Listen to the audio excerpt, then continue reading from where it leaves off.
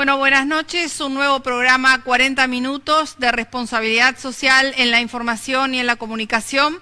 En cada uno de nuestros programas, además de invitados, tratamos de recordarle a todos nuestro público en general que trabajamos con el tema de los objetivos de desarrollo sustentable o sostenible, porque en definitiva lo que estamos tratando de hacer es darle contenido propio, contenido autóctono a cada uno de los ODS. En nuestro caso venimos de un tiempo a esta parte trabajando con el ODS número 16, que es el que habla de paz, justicia e instituciones sólidas. Para que ello ocurra, la responsabilidad social en la información y en la comunicación se convierte en una necesidad. Nuestro entrevistado de hoy es un abogado y periodista de la provincia de Salta, es docente de la Universidad Católica de Salta, fue cónsul de Brasil en Salta y es magíster en Relaciones Internacionales para el Mercosur. Él conduce un programa diario por FM La Cigarra que se llama Poniendo Blanco sobre Negro, y para hablar de todos estos temas es que lo invitamos hoy. Emiliano Villazón, bienvenido a nuestro programa. Hola Alessandra, es un gusto estar en tu programa y saludo a tu audiencia también. Gracias, Emiliano. Desde ya queremos darte las gracias también porque sos uno de los periodistas que le da mucha visibilidad al tema de la guerra jurídica y de las noticias falsas, que vamos a trabajar seguramente o conversar hoy, porque la realidad es que hoy en la Argentina hay presos y presas políticos. Así que gracias por eso. La primera pregunta que te quiero hacer es, bueno, vos tenés un programa diario, como yo acabo de señalar, tenés oportunidad de interactuar y de conversar con muchas personas, con distintas formaciones y enfoques, y me gustaría una reflexión tuya sobre qué estás viendo como más preocupante en la realidad argentina hoy. Bueno, parafraseando o utilizando en realidad una frase de mi mentor periodístico y tal vez también, por qué no decirlo, mentor político, que nada más y nada menos que mi padre, Jorge Villazón, un periodista y un militante del campo nacional y popular, que ya tiene 70 años, así que imagínate el tiempo de militancia de él, con más de 55 años, perdón, del ejercicio del oficio de periodista. Jorge siempre dice que la única verdad relativa es la realidad mediática. O sea, los medios nos muestran, cuando uno prende un televisor, prende una radio, cuando uno abre un diario, es imposible que se encuentre con eso que algunos fabuladores de los medios llaman del periodismo independiente. O sea, no existe el periodismo independiente porque si fuesen periodistas objetivos o independientes, sin ningún tipo de apego a una tradición histórica, personal, social o a una ideología específica, estaríamos hablando de un periodismo conducido por máquinas. Entonces, desde esa dependencia que pasa por esas facetas que acabo de mencionar, y también a veces utilizando con mala intención esta hermosa herramienta social que es el periodismo, se genera en el espectador, en el lector, en el radio escucha, una confusión que le muestra una realidad que no existe. Por ejemplo, si yo un día quiero mostrar a la población que determinado político cometió un delito, lo único que tengo que hacer es machacar con la idea de una manera constante, reiterativa, repetitiva, a lo largo de un determinado tiempo y abarcando un determinado sector de la población. Y mucho más si ese sector de la población es un sector importante, como puede ser un sector regional o nacional. Eso, entonces, es lo que yo considero que está pasando actualmente, pero tampoco tengamos en cuenta que ahora se advierte esta presencia con mayor grado de nitidez, o podríamos decir así, los autores de este tipo de patrañas quedan siempre con los dedos marcados, van dejando las huellas digitales, las huellas dactilares, porque nadie resiste un archivo. Entonces, cuando en un momento dijeron una cosa y la intencionalidad política era manifiesta y al poco tiempo, llámese 1 año, 2 años, ya esa mentira se transformó en una causa judicial y después vemos que esa causa judicial se cae, como se están cayendo las causas acá en Argentina, como se han caído las causas del juez Sergio Moro, que ese sí que era un verdadero juez de la embajada norteamericana. Sí. Entonces, ahí vemos nosotros que ese castillo de naipes se desarma, ese castillo de arena se va cayendo por sí mismo, porque en definitiva en algún momento siempre aflora la verdad. Antes pasó también, no nos olvidemos que a Perón lo metieron preso, a Perón le inventaron un montón de causas, se tuvo que ir del país del 55 al 73, tuvo un exilio que creo que pocos lo han tenido en nuestro país. Otro caso, el caso de San Martín, las cosas que se hablaban de San Martín, las cosas que se hablaban de Belgrano, el propio héroe local, Martín Miguel de Güemes. O sea, la tergiversación de la opinión pública a través de la difusión de falsas noticias mediante la utilización de los medios como herramientas no es algo novedoso. Lo que ha adquirido en la última época es que adquirió una nitidez y una transparencia que aparte cualquiera puede distinguir entre una noticia falsa y una noticia verdadera. Sí, lo que pasa también es que los periodistas en general no están acostumbrados a aportar los datos ciertos y precisos sobre de dónde obtienen esa información, lo que permite la manipulación, y a su vez, del otro lado, el receptor de la información o el destinatario tampoco está acostumbrado al ejercicio de indagar un poco más sobre esa información a ver qué tan verídica es. Y esto, la verdad que le hace daño al esquema de la comunicación, que es teóricamente un ida y vuelta, ¿no?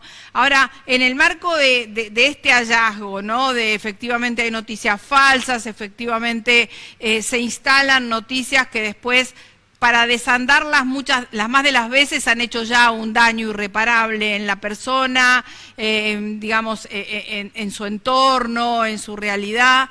¿Cómo se corrige esto? ¿Qué ves vos como periodista que debería ser el óptimo para encarar un camino de corrección y que esto no ocurra?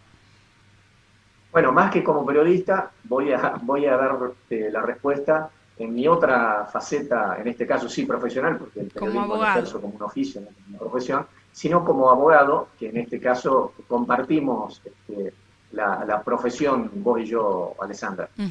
Yo lo he planteado en diversas oportunidades ante muchos entrevistados. He conversado de esto con el doctor Raúl Zaffaroni, con el doctor Eduardo Batzesat, he conversado inclusive con Gabriel Mariotto. ¿Qué es lo que yo creo que habría que hacer? Habría que avanzar sobre una ley similar a la ley 24240, que es la ley de defensa de los consumidores y los usuarios, conocida como ley de defensa del consumidor, y tratar, a través de esta legislación específica, de proteger a los usuarios del servicio que brindan los medios de comunicación.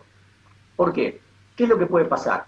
Supongamos, y ni siquiera supongamos, vayamos al caso concreto, el daño que le ha causado a tu marido Julio De Vido y a tu familia, específicamente el armado de causas en su contra. Ese es un daño, en principio, o prima facie, podríamos decir, utilizando términos que habitualmente utilizamos los abogados, circunscripto al ámbito individual de Julio. El que sufre la persecución es Julio. La familia podría ser la segunda etapa, o sea, si ampliamos la mirada. Sin embargo, cuando nosotros estamos difundiendo noticias que pueden llegar a confundir a la población y en esa confusión generar el engaño que facilite, por ejemplo, que Mauricio Macri en el año 2015 pueda llegar a ganar una elección por 600.000 votos de diferencia en el balotaje.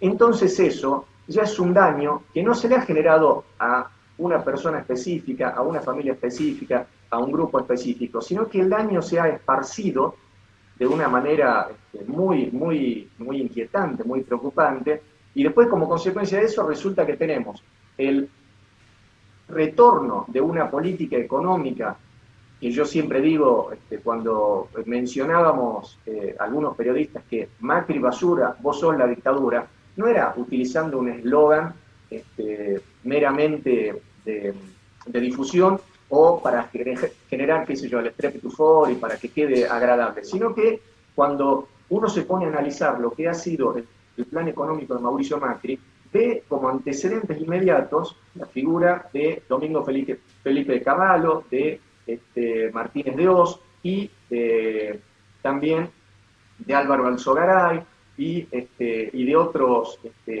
ministros que han tenido otras dictaduras, porque el plan económico desarrollado por Mauricio Macri es un plan que se ha pergeñado como imitación de los planes económicos que acabo de mencionar. O sea, no hay mucha diferencia entre ese plan económico que vino de alguna manera a condensar o a completar lo que los otros no pudieron hacer. Y Mauricio Macri lo pudo concretar. ¿Y en base a qué lo concretó Mauricio Macri? En base a las mentiras. Porque Mauricio Macri, insisto, llega a asumir la presidencia de la Nación mediante el resultado electoral obtenido como consecuencia de un proceso de mentiras y de instalación en la sociedad de una serie de temas que eran absolutamente falsos. Algo similar pasó, o sea, el mismo mecanismo, y ahora sí ya nos metemos en la guerra jurídica, en el lawfare, pasó en Brasil.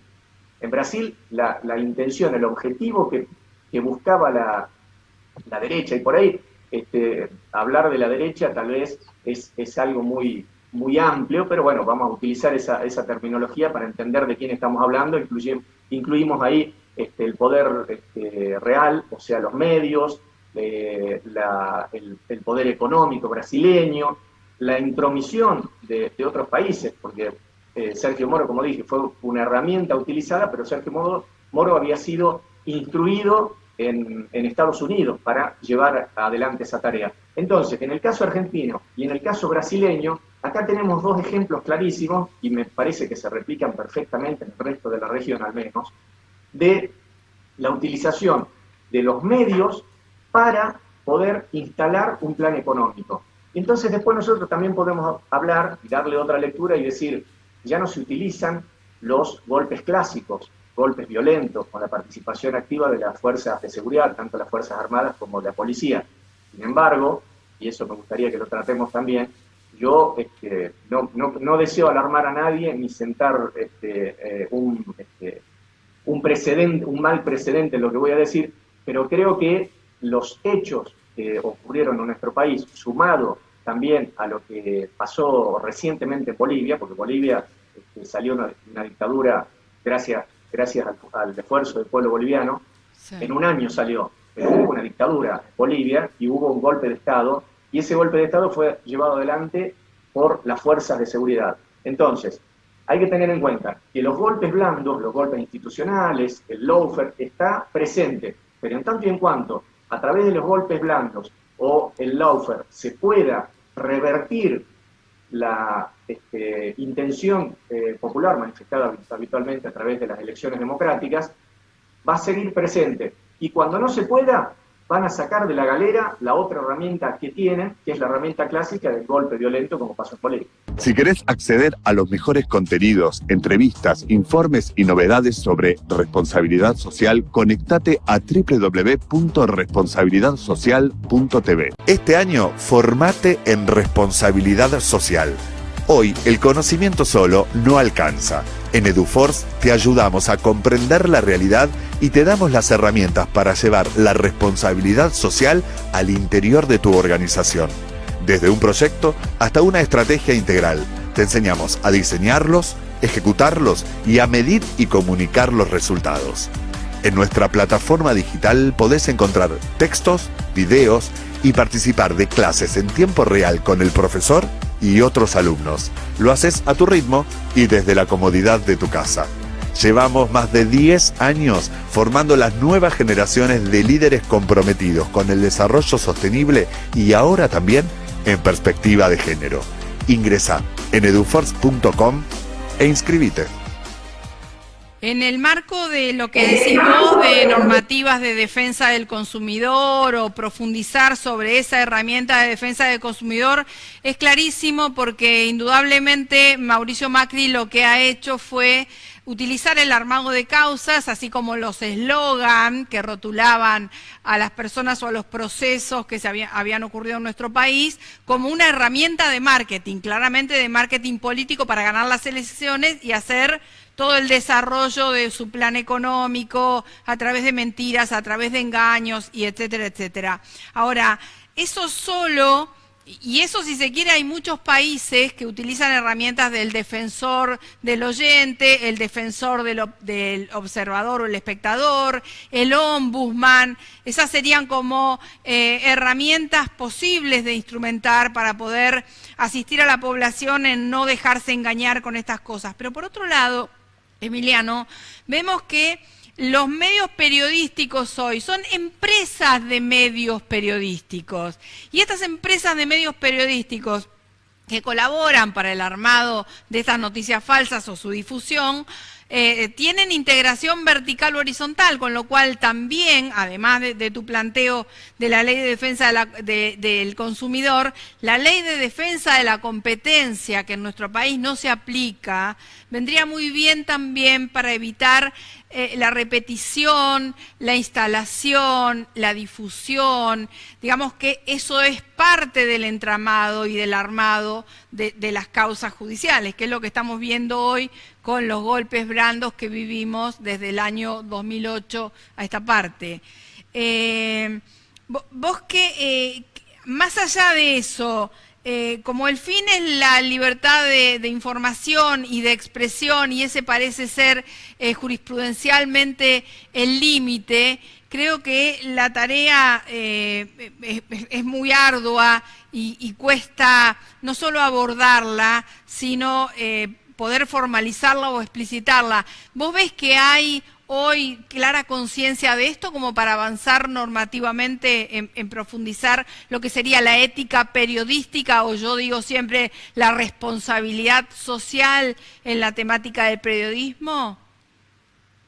Yo creo que sí, y te pongo un ejemplo claro. Hay una periodista que es Viviana Canosa, que es un ejemplo porque es reciente nomás, sí. y lo estamos viendo en las últimas horas, digamos, que es la periodista que se ha transformado en la referente máxima del mecanismo anticuarentena, antivacunas. Entonces, ¿qué es lo que está haciendo esta señora? Esta señora ejerce su derecho a la libertad de expresión, y dentro del derecho a la libertad de expresión hay, podríamos decir así, una especie que es la libertad de prensa. Esta señora ejerce el derecho a la libertad de prensa, pero yo el planteo que hago no es a través de una censura previa. Yo mantengo el mecanismo de evitar la censura previa, pero ahora bien, cuando la señora sale y miente descaradamente, porque sabe que lo hace a sabiendas, miente descaradamente, entonces después que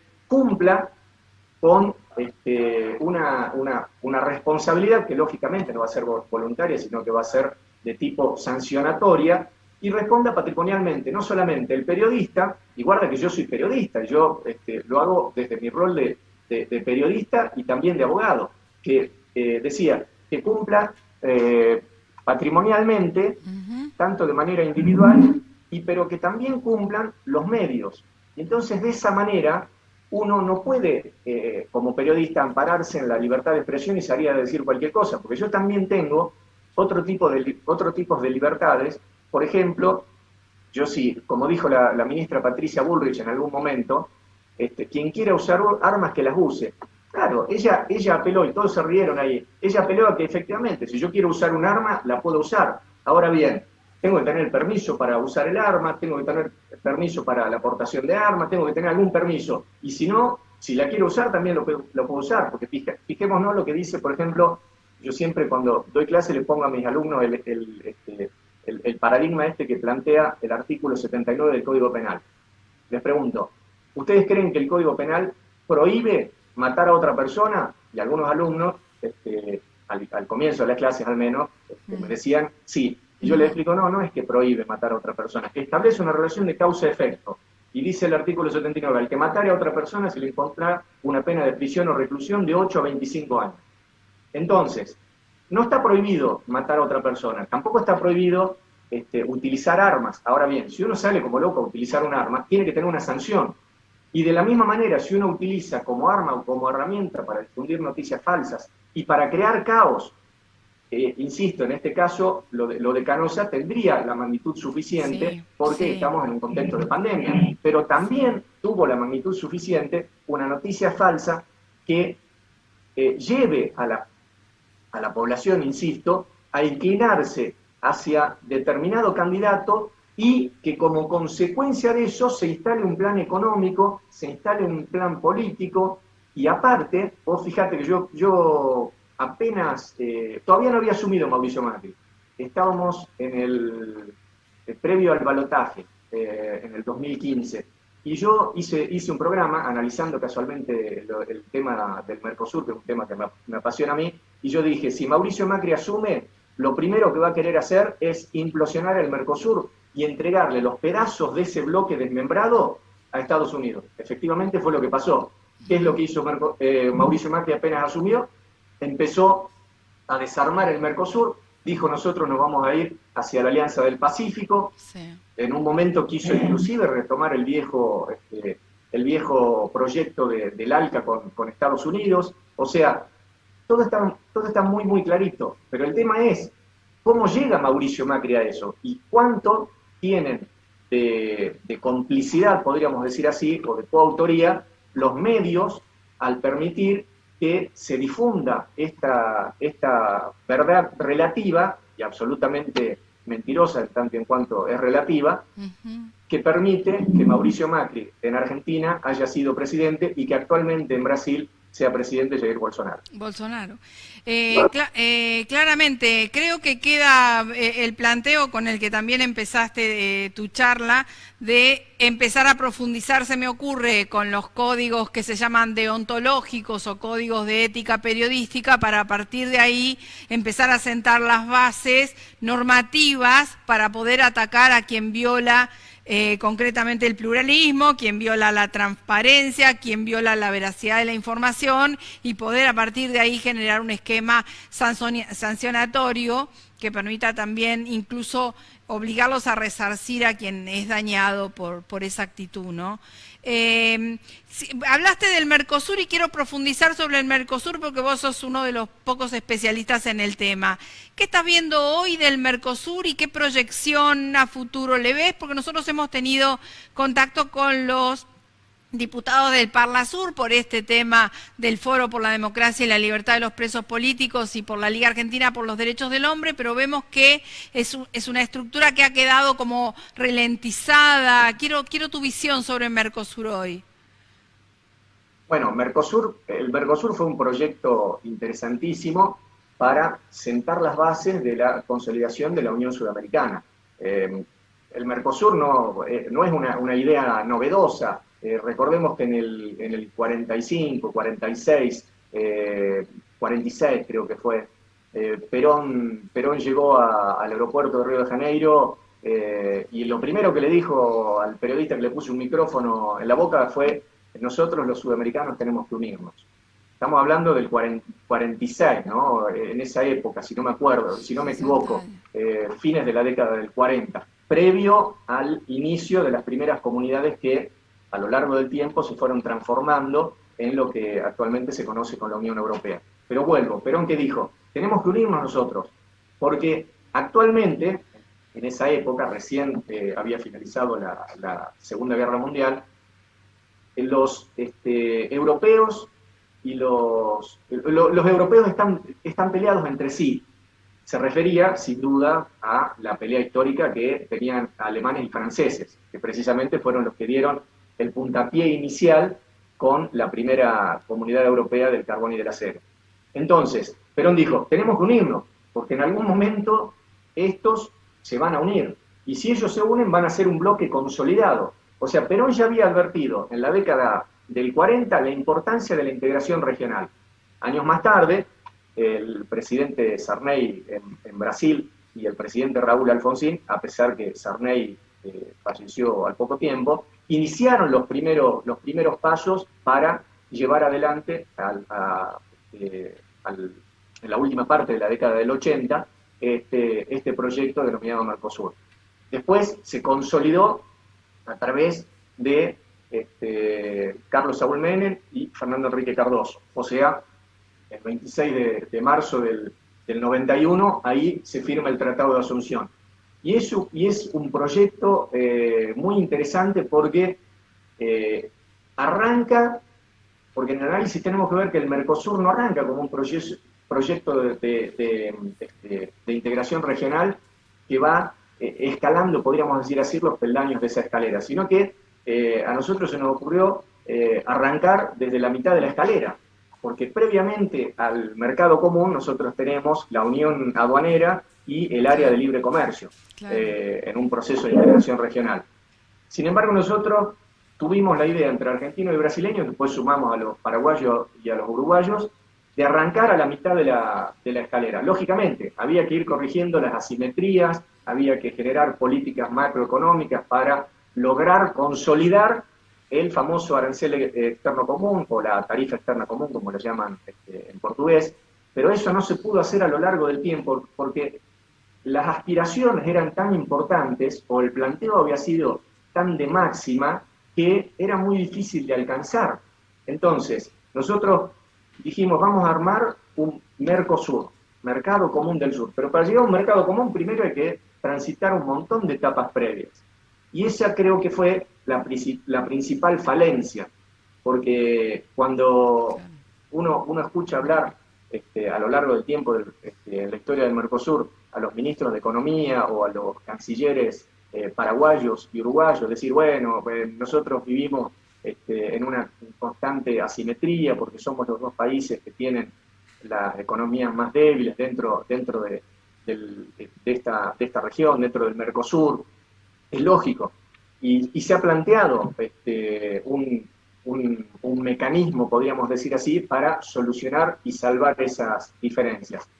Pero todo eso venía transitando con muleta, podríamos decir así, hasta que de repente llega Mauricio Macri y ¿qué es lo que hace? Le patea la muleta al Mercosur y el Mercosur se cae, porque la intencionalidad de Mauricio Macri era acabar todo tipo de proyecto de integración regional. Cuando hablamos del Mercosur lo decimos en el contexto no solamente de la ALADI, que es el área a la cual pertenece Asociación Latinoamericana, Asociación Latinoamericana de Integración, sino también en el concepto de la ALALC, que es también, la ALALC creo que es del 69 y la ALADI del 81, si no me equivoco, 82. Entonces, no, del 80, perdón.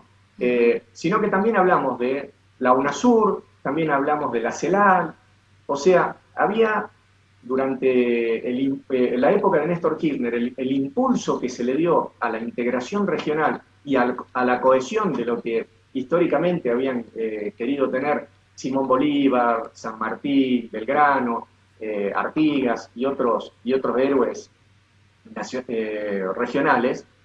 El impulso que se le dio fue importantísimo, pero después tuvimos, entre comillas, digo yo, la desgracia del fallecimiento de Néstor Kirchner, del fallecimiento de Hugo Chávez. ¿Por qué digo entre comillas? Porque a mí realmente me dolió mucho, lógicamente, la muerte de Néstor Kirchner.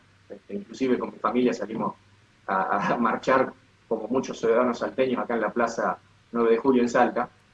Pero a mí siempre me pareció muy extraño que justo se muera Néstor Kirchner, después se muera Hugo Chávez, después Dilma Rousseff adquiera cáncer, después Lula también tuvo un tiempo tuvo cáncer, después Evo Morales también, a Evo Morales le surgió otra enfermedad. O sea, había avanzado mucho el proceso de integración, había sido muy fuerte, a tal punto que nos atrevimos en esa cumbre hermosísima de Mar del Plata, de decirle en la cara al imperialismo representado por George W. Bush, no al ALCA.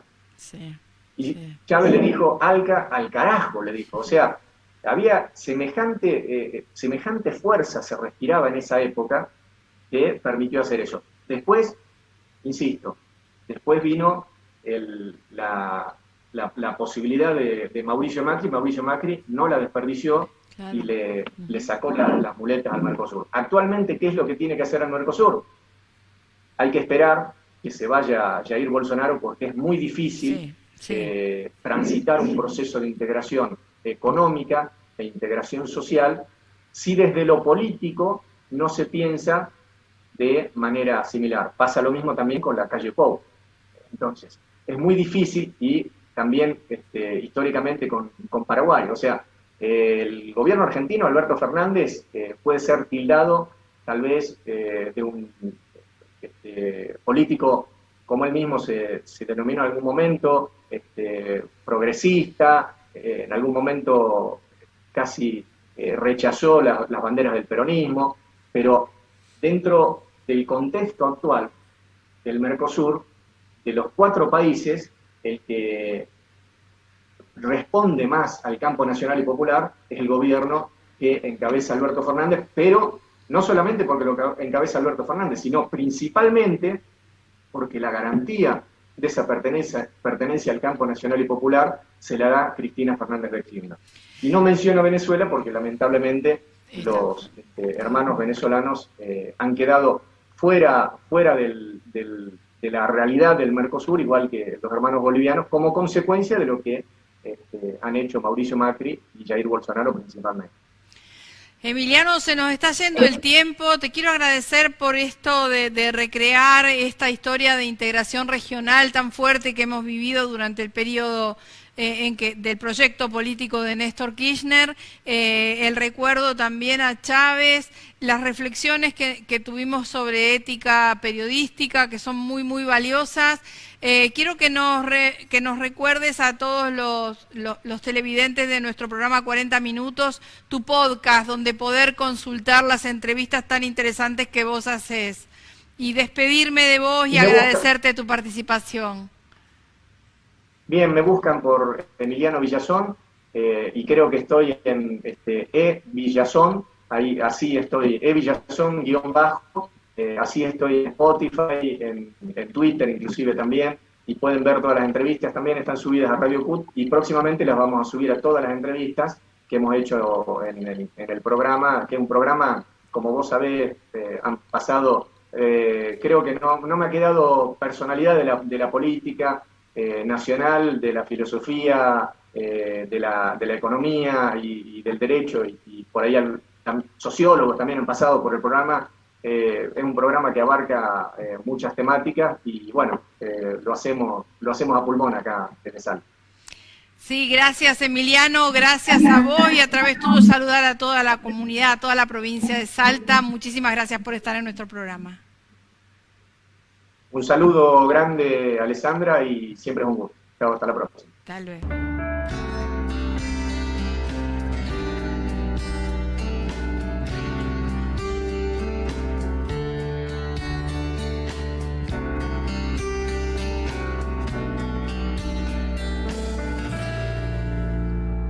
El tiempo fue pasando y nos fuimos conociendo, amabas y sufrías.